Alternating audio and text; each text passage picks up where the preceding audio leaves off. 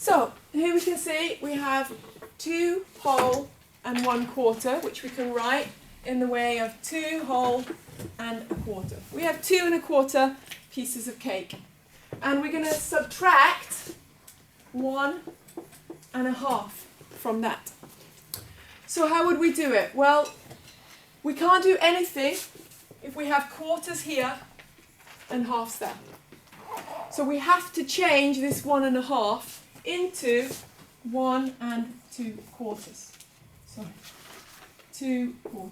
So if we keep it in quarters, we can absolutely subtract them. But it's still not very easy at the moment because here we have 1/4 and we're going to take away 2/4.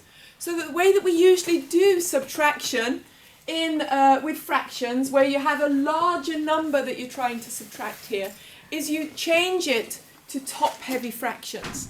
And the question is, how do you change it to top-heavy fractions? And I usually like to think of, the simplest way I think is, take 4 and multiply it by 2. 2 times 4 is 8. Then go around here. So you're going anti-clockwise. You're going and starting with this number down here, working backwards. Multiply. 4 times 2 is 8. And then add. The answer you get, 8 plus 1 is 9. 9 divided by 4.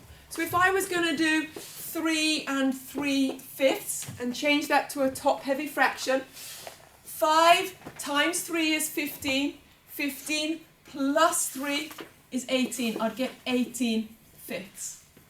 This method is quite time-saving. Let's do it over here then. What would we get? 4 times 1 would be 4.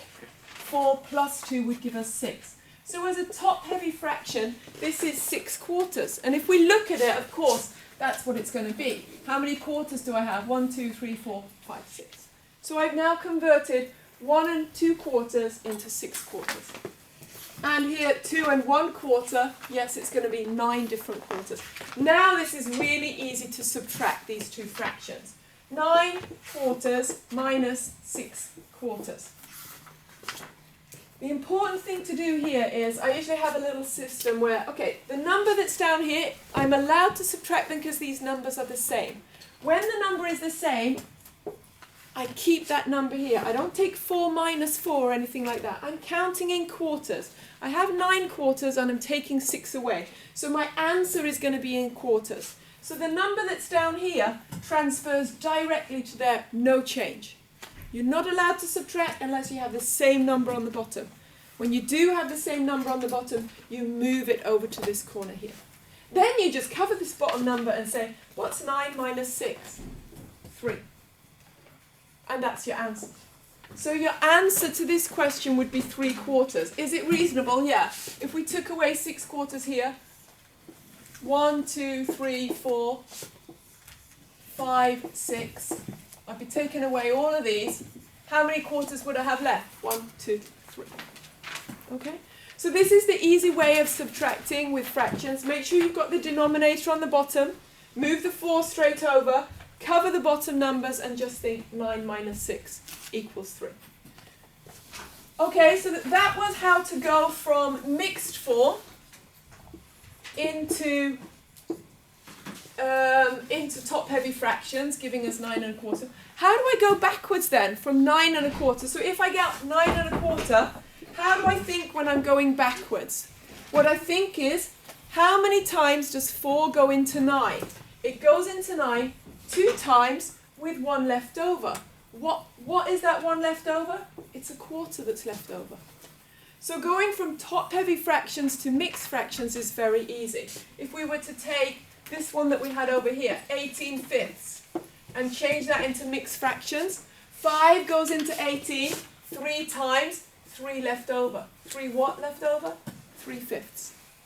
So I'd like you to feel comfortable about being able to convert from mixed fractions to top-heavy, and from top-heavy back to mixed. And adding and subtracting, you could have also added these fractions together. If we had said 9/4 plus 6/4, we were counting in quarters, so we keep the 4 the same on the bottom, and then we just cover our hand and we say, what is 9 plus 6? 15. Would we leave it as a top-heavy fraction? No. We'd say, how many times does 4 go into 15? 4, 8, 12. It goes 3 times. And there's only 12 we've used, so there's 3 left over. So the answer to that question would be 3 3/4, which we could see if we added up all of the pieces of cake there. We'd have 3 whole circles and 3/4 left at the end. So the nice thing about fractions is once you've learned this technique of making sure you have the same number on the bottom, fractions are very, very easy to add. The denominator must be the same in order to add or subtract fractions.